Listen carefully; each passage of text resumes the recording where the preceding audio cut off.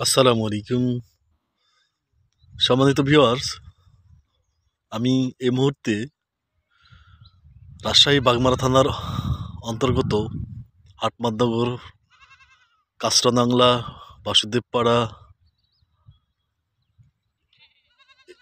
গোরসার, পানিয়া এই গ্রামের চারিদিক দিয়ে অর্থাৎ মাঝখানে যে বিলটি রয়েছে সে বিলে এই বিলটির নামকরণ মূলত জোকার বিল নামকরণ করা হয়েছে।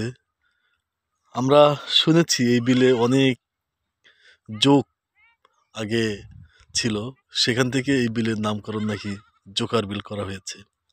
এই বিলের মোটামুটি 6 মাস পানিতে পূর্ণ থাকে, মাছ চাষ করাও হয় এবং 6 মাস পানিবিহীন থাকে। আর তখন বিভিন্ন ধান চাষ থেকে শুরু করে অন্যান্য আবাদ হয়ে থাকে আর কি। এখন মাঠে দেখছেন গরু ছাগল বিচরণ করছে। বিলের আশেপাশে কিছু বাড়িঘর দেখতে পাচ্ছেন, ধানের চারা